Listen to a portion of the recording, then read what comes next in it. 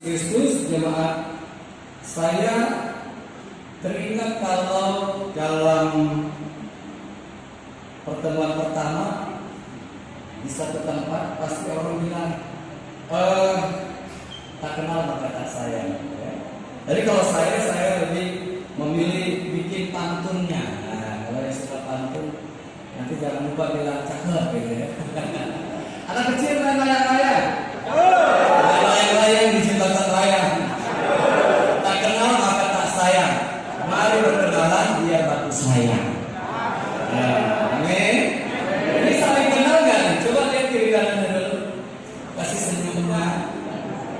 Ini katanya, kata Pak Gembala, ya, Bapak Pendeta Gembala Sidang kan jauh-jauh.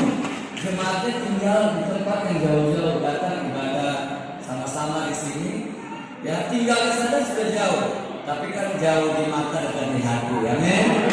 Iya, sudah lihat sudah kasih senyum ya. Ya, saya Pendeta Raymond Exodus Immanuel Makulete. Nah, belum panjang sekali itu namanya. Ya, ada Exodusnya lagi. Ya,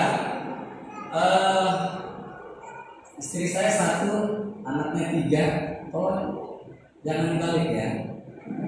Istri saya satu, orang Batak, urus orang kir. Ada di sini yang istrinya atau suaminya orang Batak? Kalau dia semua luar biasa. Ya kita bersyukur ya dapat ketemu pada saat ini. Anak saya yang pertama sudah selesai kuliahnya dan sudah kerja bagus, gitu ya. Anak yang kedua, anak yang pertama itu perempuan. Anak yang kedua laki-laki sedang kuliah di Mercu Buana Menteng, Jakarta. Anak yang ketiga ini ada datang dengan baru naik kelas 3 SD. Ayo, loh kenapa Pak bisa kasih tahu baru naik kelas 3 SD? Iya, karena dia bersalin umurnya sudah 42 tahun. Ini anak yang ketiga melahirkan, istri saya sudah umur 43 tahun. Jadi ada sini yang mau tambah omongan. Kita sama Tuhan Yesus ngomong dulu sama pasangannya juga. Ya, jangan sampai bapaknya mau, mamanya nggak mau, repot, gitu kan? Dulu ya banyak anak banyak rezeki, sekarang banyak anak merepotin. Oh iya, gitu ya. Baik, jadi sebelum kita mendengarkan firman Tuhan, perkenalan saya tinggal di Bekasi, Jati Asih. Jadi kalau nanti ada pantun-pantun dari Jati Asih, nggak usah kaget, gitu ya. Memang saya senang bikin pantun rohani. Saya di Gereja Kristen Oikumene Indonesia. Saya mengembalakan, ya saya gembala sudah 16 tahun dan sekarang di Sinode sebagai ketua 2 Gereja Kristen Oikumene Indonesia. Pusatnya ada di Lenteng Agung. Ya. Baik, itu saja dulu. Nanti kalau perkenalan berikut, Bapak Ibu yang mau minta nomor HP boleh. Nanti saya kirim tentunya tiap hari kan. Enggak tiap bulan aja sekali. 1 sampai 9 saja, tidak sampai 14. Sudah buka sama-sama. Tampilkan di atas ada. Ya. Di ujung-ujung bumi ada tanda tangan manusia.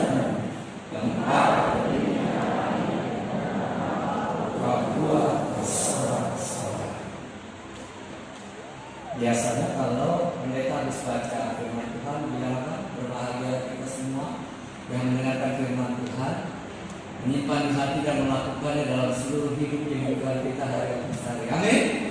Coba bilang sama yang kiri kanannya, kami itu orang bahagia. Coba bilang sama kami itu orang bahagia. Kenapa? Bahagianya bisa ibadah sekarang di sini. Boleh yang salaman, boleh. Pagembala disalamin, boleh yang salaman. Kamu tuh orang bahagia, selamat ya jadi orang bahagia. Kenapa? Nanti ketemu di sini, nanti di surga ketemu lagi. Makanya saya terlihat kiri kanannya, boleh juga lihat depan, belakangnya juga lihat. Supaya ada di gereja ini kita bersama, nanti di surga kita juga lihat dia ada nggak. Jangan sampai dia ada. Gitu ya? Puji Tuhan kalau sampai di surga, oh ini yang saya ketemu nih.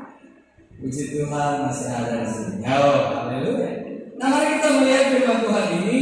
Tema yang diangkat hari ini adalah pemeliharaan Allah bagi umat pilihan. Pemeliharaan Allah bagi umat pilihannya. Kalau kita melihat bagaimana seorang pemazmur seperti Daud mengangkat mazmur ini sebagai ucapan syukur, katanya nyanyian syukur karena berkat. Karena dia tahu dia sudah diberkati dengan luar biasa, bukan hanya menjadi raja legendaris dari Israel, bukan. Tetapi kalau kita lihat proses dari mana dia diambil, kemudian diambilnya bukan pada saat dia ada di satu tempat yang enak. Dia ada di padang rumput yang mengembalakan, katanya hanya beberapa kambing domba ayahnya. Dan dibawa masuk kepada rencana Tuhan yang sangat luar biasa. Kenapa? Dari banyaknya anak Isai, Daudlah yang dipilih. Paling bontot, paling kecil. Katanya wajahnya masih kemerah-merahan. Masih, kata istilah sekarang, mungkin anak bocil. Ya, tapi kok bisa Tuhan suruh tumpahkan minyak urapan Samuel, ya, Nabi Samuel. Tumpahkan minyak urapan di atas kepala Daud. Ini the next Israel, raja Israel, ya kan? Untuk menggantikan Saul. Raja kedua dia. Tapi sampai hari ini kalau kita lihat bendera Israel itu bintang Daud. Ya? Kita lihat bahwa apa yang disampaikan kepada kita akan menjadi berkat. Kita pulang tidak seperti kita datang tadi. Kenapa? Karena firman Tuhan ini membekas di hati kita. 3 hari kita bertanya dengan tema ini, pemeliharaan Allah bagi umat pilihannya. Yang pertama, catat baik-baik, kita harus memberikan kemuliaan kepada Allah. Yang setuju dengan amin? Kita hidup ini harus memberikan kemuliaan kepada Allah atas kuasanya, atas kebaikannya. Kenapa? Dalam kerajaan anugerah, coba lihat ayat 2. Lihat ayat 2 yang kita baca tadi. Ini kerajaan anugerah. Kita semua ada siang hari ini juga karena anugerah. Dibilang begini, ayat 2. Bagi kamulah puji-pujian di Sion, ya Allah.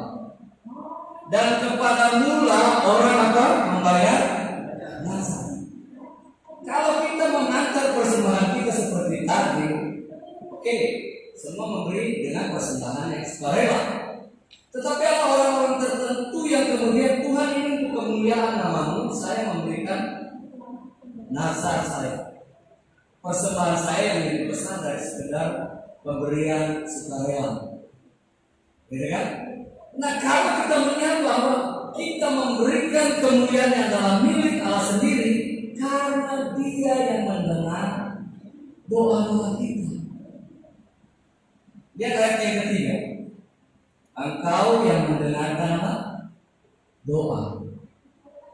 Tahu singkatannya dari doa? DOA. Didengar oleh Allah. Amin. Dimensi otoritas Allah. Itu doa. Jadi jangan kalau pendeta, ayo jemaat banyak berdoa. Aduh, pendeta, saya doa nih. Kamu doa minta apa? Saya doa minta jodoh, tapi nggak dapat apa. Doa dulu. Ada keraguan begitu. Itu dia meremehkan kekuatan doa karena dia nggak tahu bahwa doa ini berbicara didengar oleh, sebenarnya sudah didengar. Tapi kenapa mungkin kamu belum dapat apa yang kamu minta? Karena tadi minta pasangan hidup gitu kan? Karena Tuhan mungkin kamu belum siap, gitu kan? Mungkin kamunya belum cukup umur, gitu juga. Mungkin kamu juga mau menikah tapi ya harus dapat orang nias. Kalau di luar orang nias nggak mau. Nah, bayangkan kalau doa lalu ngatur Tuhan kayak begitu, mungkin saya orang yang aneh dan tidak akan mendapat pasangan orang Ambon juga. Saya Ambon. Istri saya dari Tarutung. Gimana ketemunya? Enak dong Pak Pendeta, ketemunya di gereja? Enggak, ketemunya di dalam bersekolah. Ya, ketemunya dalam bersekolah. Nah, kalau di atas bersekolah berarti kita di demo. Ini di dalam bersekolah. Kenapa? Karena dia pakai kalung salib. Jadi kan saya tinggal mau kemana cantik. Kan begitu. Karena dia pakai kalung salib. Dan anak saya yang pertama perempuan sudah 26 tahun umurnya, sampai hari ini dia pakai kalung salib. Saya candain sama dia, kamu pakai kalung salib. Jadi dari umur SD kelas 4 dia udah pakai kalung salib. Sampai sekarang itu kalung salib tidak dilepas. Bukan supaya dapat jodoh orang Kristen juga, tapi bolehlah dipraktekin. Amin. Ini yang masih jomblo nih, kalau tadi nyanyinya bagus, sampai selama-lamanya memuji Tuhan Yesus terus. Tapi pertanyaannya, masih setia nggak memuji Tuhan Yesus? Kalau sampai umur sudah 35, 39 begitu belum dapat jodoh, masih tetap memuji Tuhan? Atau sudah menyerah dan Tuhan berarti? Kayaknya saya berharap sama Tuhan, kayaknya kurang pas ya. Loh, sampai di mana kita berdoa? Ayo terus berdoa sampai dapat ya Tuhan mau kasih. Amin. Iya loh. Ya, saya ada pantunnya. Kita Efesus, kita beratapan. Mana cakep? Kita Efesus, kita beratapan. Dalam Yesus masih ada harapan. Amin. Kalau kita umur sekian mau nikah kok gak datang jodohnya, mungkin karena apa itu? Belisnya sinamotnya mahal gitu. Apa kalau di Nias atau di mas kawinnya? Nah itulah. Kita lalu mahal ya. Tapi ketika Tuhan kasih yang terbaik itu semua indah pada waktunya. Amin. Jangan ragu-ragu kalau Tuhan, saya percaya pasti Engkau mengabulkan doa, karena Engkau akan menjawab doa. Teruslah berdoa, karena dengan demikian kamu akan memberikan kemuliaan kepada Allah pada saat menikah misalnya, pada saat berumah tangga. Ya, banyak orang yang justru waktu mudanya dia melayani Tuhan, tapi begitu sudah nikah, suaminya larang dia ke gereja. Tapi saya rasa di sini nggak ada, dikasih banyak. Beberapa jemaat yang saya kata, suaminya larangnya ke gereja. Ya pasti ada latar belakangnya. Kenapa suaminya larang dia ke gereja? Karena banyak masalah di persoalan di hidupnya yang dia ada sedang gitu kan. Pasti anak dari gereja barangkali dia merasa begitu. Lalu begitu istrinya sekarang mau rajin gereja, dia larang. Nah, mari kita lihat bahwa ketika kita mau hidup memberi kemuliaan kepada Allah, ada yang ayat 4 dikatakan di situ. Kita harus tinggalkan dosa karena Dia sudah mengampuni dosa dan pelanggaran kita. Coba lihat baik-baik. Kita bersalah dalam banyak hal, betul ya? Ayat 4, bila mana pelanggaran kami melebihi kekuatan kami, Engkaulah yang menghapus. Setiap orang kalau sadar bahwa dia orang berdosa dan sudah diampuni oleh darah Yesus, mulai hiduplah seperti yang Yesus bilang kepada perempuan yang kedapatan berzina, pergilah dan jangan berbuat dosa lagi. Mulai dari sekarang, bukan nanti besok ya. Ya. Dari malam saya datang ke satu ibadah di Bintaro. Habis ibadah, minuman keras keluar. Saya pamit mau pulang. Mereka sudah ada yang salaman dengan pendeta, bawa minumannya itu sudah. antar jalan sudah mulai miring. Itu saya tanya, kenapa tidak bisa tinggalkan minuman keras? Tidak bisa pendeta, tapi nanti kapan? Bisa bulan besok. Kalau pendeta ketemu saya mungkin saya sudah tidak mabuk lagi. Tapi bisa juga tahun depan. Oh, begitu ya.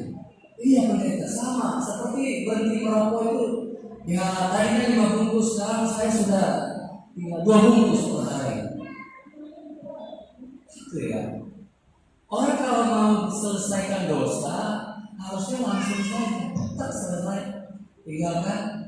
Lalu Roh Kudus mampukan dia ya berlari dengan kecepatan yang penuh untuk menuju kepada keselamatan di dalam Yesus. Amin. Harus berlari tinggalkan dosa dan kebiasaan itu supaya ayat ini sampai kepada kita. Ya, saya memang orang berdosa, tapi saya sudah ditebus oleh darah Yesus. Ya, darah Yesus sudah menutup celah-celah dosa yang saya buat. Sekarang saya hidup untuk mempermuliakan dan membawa kemuliaan bagi Tuhan. Amin. Bilang sama kiri kanan, berikan kemuliaan bagi Tuhan. Amin. Berikan kemuliaan untuk Tuhan. Hidupmu harus berdampak. Beri kemuliaan untuk Tuhan. Orang harus melihat Yesus dalam hidupmu. Amin. Orang harus melihat Yesus dalam perkataanmu. Orang harus melihat Yesus dalam tingkah lakumu. Orang harus melihat Yesus dalam karirmu. Orang harus melihat Yesus ada di dalam rumah tanggamu. Amin. Jadi tidak ada KDRT. Tidak ada suami merasa lebih hebat dari istri atau istri merasa lebih hebat dari suami. Tidak ada orang dalam gereja ini bahwa pendeta merasa lebih hebat dari jemaat atau majelis merasa lebih hebat dari jemaat yang lain. Atau jemaat yang sungguh-sungguh tiap minggu hadir rajin kasih banyak persembahan untuk Tuhan lalu merasa lebih hebat dari hamba-hamba Tuhan pelayan-pelayan Tuhan yang lain. Kenapa? Semua kita punya motivasi yang sama. Kita mau hidup mempermuliakan Tuhan. Amin. Itu Tuhan. Mari kita lihat. Ini hal yang kedua. Saya tidak mau panjang-panjang untuk menyampaikan firman Tuhan. Pendek saja yang penting sampai di tiap hati kita pulang dengan damai sejahtera sukacita. Yang kedua, kita harus puas dengan berkat-berkat Tuhan. Katakan puas. Ini satu kata yang tidak semua manusia bisa terima. Bahkan para motivator pun berkata dengan benar, jangan kamu berpuas diri dengan apa yang kamu capai hari ini. Gitu kan? Tapi coba balik, baca ayat 5. Ini ayat hafalan, harus dihafal nih. Coba ayat 5, baca sama-sama sekali lagi. 1, 2 ya. Berbahagialah orang yang engkau pilih dan yang engkau suruh mendekat untuk Dia. Terus sampai habis ayatnya. Diadakan benar dengan segala yang baik di rumahmu, di baikmu yang kudus. Dia orang yang puas dengan Tuhan. Harus merasa puas dengan Tuhan. Harus merasa puas dengan berkat-berkat Tuhan. Harus merasa puas dengan berkat yang Tuhan sudah kasih. Kalau itu suami, kalau itu istri, kalau itu anak. Tapi ada juga yang Tuhan, saya sudah sekian lama menikah tapi nggak punya anak. Bagaimana firman Tuhan bilang saya harus puas dengan berkat-berkat Tuhan? Itu berkat. Kita bisa punya banyak anak angkat. Kita bisa angkat banyak-banyak anak rohani untuk menyepalakan mereka, memberikan mereka kuliah yang baik, ya, supaya mereka bisa juga sarjana. Ini yang Tuhan mau. Jadi jangan melihat kepuasan itu dari sisi materi dan materi, uang dan uang. Oh Tuhan, saya gak akan puas dengan hidup ini. Tapi hari ini firman Tuhan mengajarkan kita harus puas dengan berkat-berkat Tuhan. Amin. Kenapa ada perselingkuhan? Karena nggak puas dengan pasangan.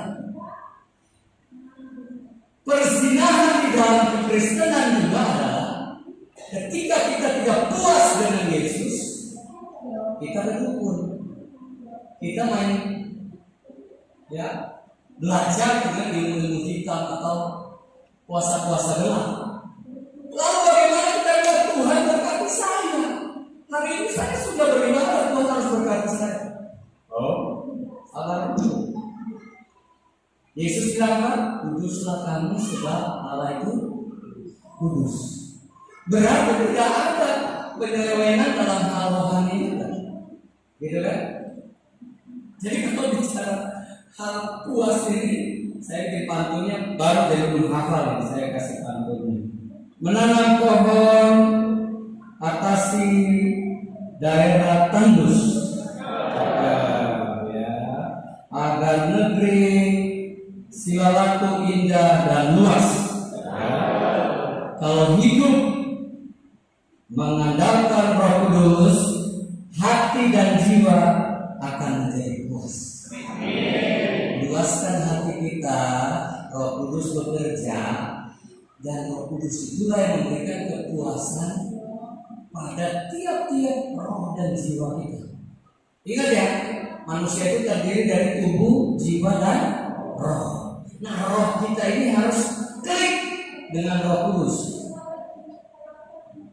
Barulah kita akan merasakan saya puas dengan Tuhan. Lalu ada nyanyian, mungkin ada yang hafal dulu.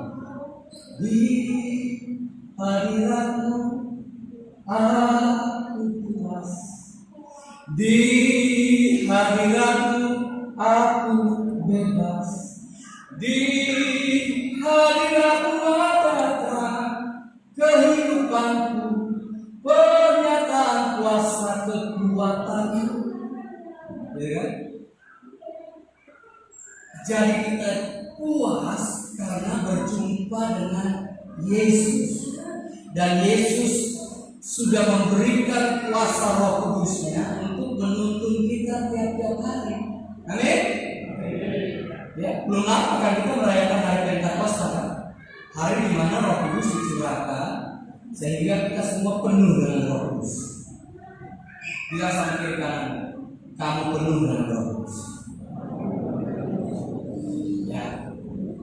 Bila sampai kanan, kamu penuh dengan Roh Kudus. Nah, dia sudah mulai ngantuk itu. Apa? Nah, dia udah nengok. Nah, kasih tahu. Ketika hidupnya dipenuhi dengan kuasa Roh Kudus, dia bangun tidur, dia akan tanya, Roh Kudus, hari ini saya bikin apa? Roh Kudus, hari ini saya doakan siapa? Gitu kan? Jangan langsung pegang HP. Kalau bangun tidur langsung cari HP.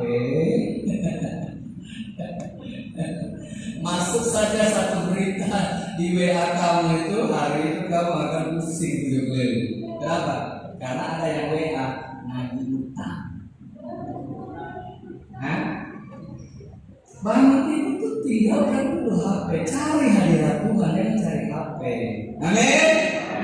Nah, amin yang paling kencang itu biasanya langsung dipraktekin ya besok. Langsung praktek. Gitu. Karena bicara hidup dan doa, iman dan doa itu tak bisa dipisahkan. Jadi banyak-banyak orang berdoa dengan rajin berdoa supaya betul kita masuk dimensi otoritas Allah. Ada pantunnya itu. Dari cikarang perempuan. Dari sekarang rajinlah berdoa. Jangan berdoa cuma kalau Tuhan saya mau sana. Tolong saya lagi skripsi Tuhan. Tuhan tolong saya mau menikah. Jangan sampai kabur ini.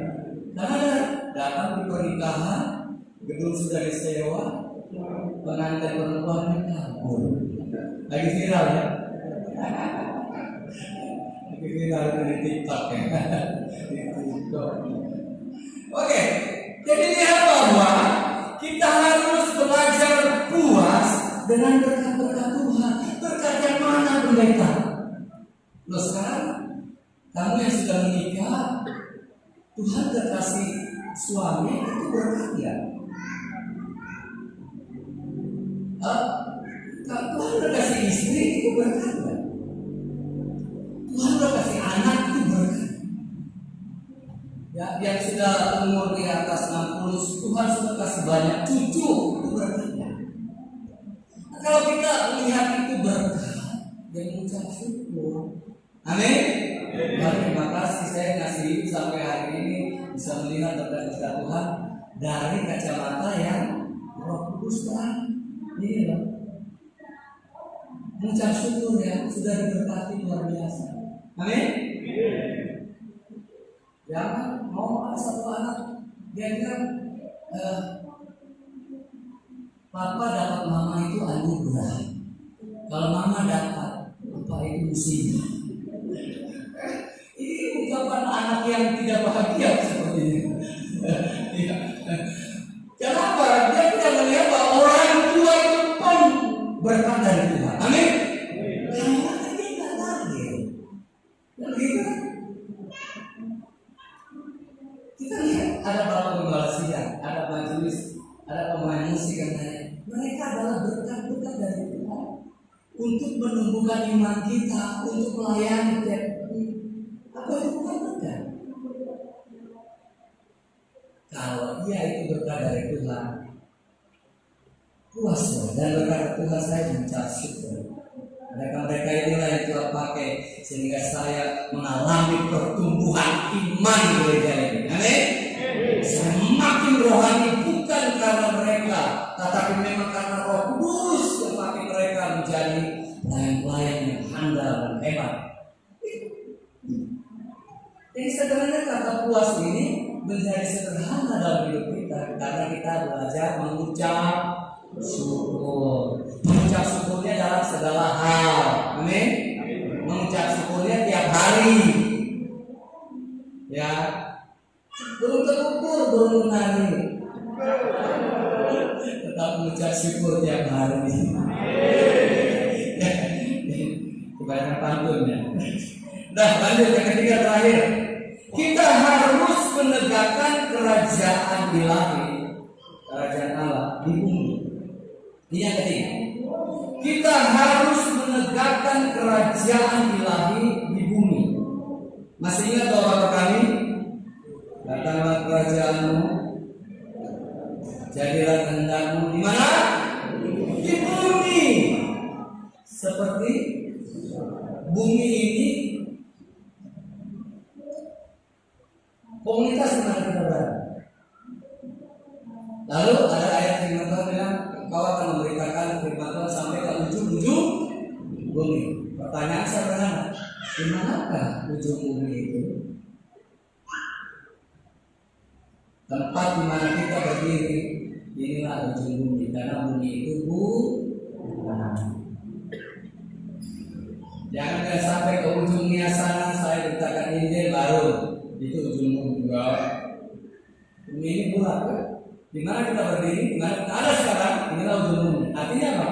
Tuhan mau supaya engkau memberitakan Injil dimanapun Tuhan tempatkan, dimanapun Tuhan hadirkan engkau saat ini. Menegakkan kerajaannya, bukan kerajaan suku tertentu, bukan menegakkan gereja, ya kerajaan gereja punya kerajaan sendiri ya. Tidak. Apapun denominasi gereja kita, sama-sama kita semua berjalan menegakkan kerajaan ilahi ini, kerajaan Allah di muka bumi ini. Amin. Tidak akan kuat satu kerajaan kalau masyarakatnya masih ini sukunya beda, ini gerejanya beda, ini dia punya bahasanya beda, ini liturginya beda sekali. Hati-hati, itu sebenarnya celah yang dibuka untuk iblis masuk. Lalu umat Tuhan, gereja Tuhan yang harusnya sehati dipecah belah. Apalagi jelang tahun depan, ya kan? Tahun politik di mana memanas. Pendeta gak usah ngomong politik dalam gereja, betul.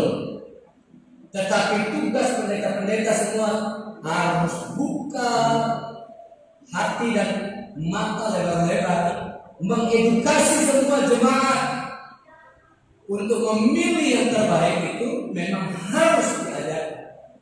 Kenapa? Mereka-mereka yang kita akan pilih ini, apakah mereka menegakkan kerajaan Allah di muka bumi Indonesia ini, atau justru mereka akan dipakai iblis melarang, menghambat pekerjaan Tuhan, gereja Tuhan di negeri ini.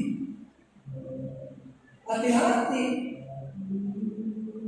Saya dapat pelayanan sampai ke Papua, dan saya sedihnya ketika orang-orang di Papua itu dibawa dengan alasan nanti disekolahkan di tanah jauh. Tahu-tahunya masuk di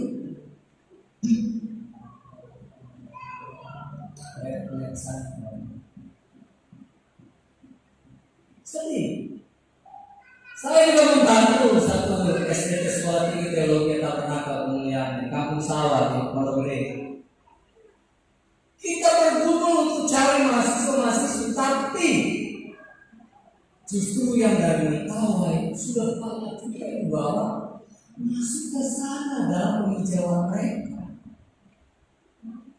Lalu jemaat di gereja nggak tahu menau adalah mau tahun politik mau tahun depan nanti satu presiden, bodoh amat. Yang penting saya kerjaan lancar, saya punya pekerjaan bagus, gaji besar, istri sejahtera, suami sejahtera, anak-anak sejahtera, mereka bisa sarjana, mereka itu egois sekali.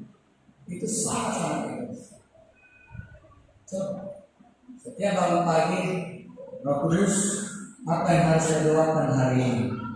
Kalau Tuhan bilang, doakan negeri, doakan Nias, dari Nias sampai Papua, doakan.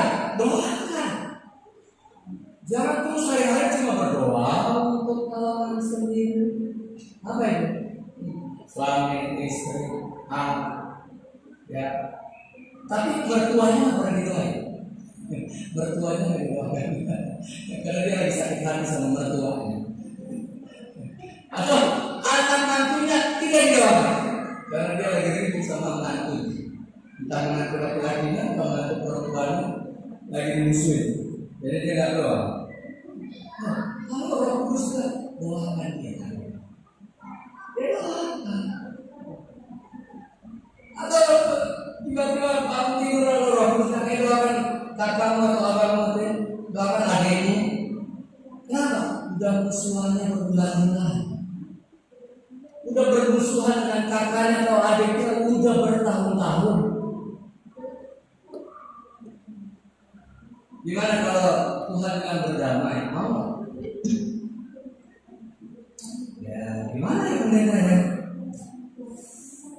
Aduh, ini saya kalau doa buat dia, gimana ya? Hati-hati loh saya, ya. Jangan sampai ya kita dipanggil Tuhan. Saya baru 3 hari lalu pimpin pemakaman, belum sempat berdamai sama adiknya atau kakaknya, atau orang Tuhan atau anak. Cepat-cepat berdamai lah. Ya, jadi berkat Tuhan sampai kepada kita. Kalau kita dipanggil Tuhan, enak, masuk surga itu gampang gitu. Ya, dengan sukacita dan damai sejahtera besar. Kenapa? Karena sudah beres. Ya, jangan hanya karena sedikit uang kita ribut dengan saudara kita. Wow, terus banyak saksian tentang itu. Tapi baik, sampai sini saja dulu. Supaya kita menegakkan kerajaan Allah di bumi, andalkan pekerjaan Roh Kudus dalam diri kita, dalam hati kita, dalam hidup kita. Amin. Jangan bangun kerajaan sendiri, kamu akan kecewa.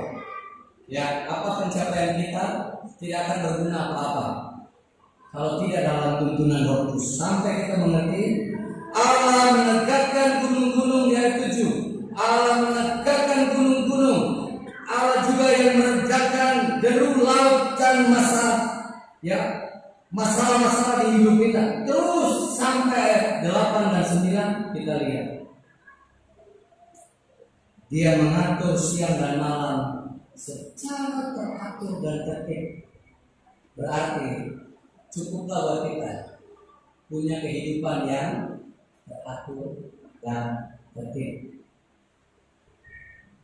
Punya kerohanian yang bertumbuhnya teratur dan tertib.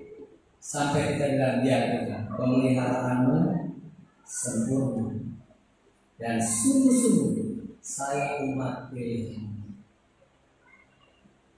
Bilang sama yang kiri kanan terakhir, kamu orang pilihan Tuhan. Sekali lagi biar dia sadar betul, kamu orang pilihan Tuhan.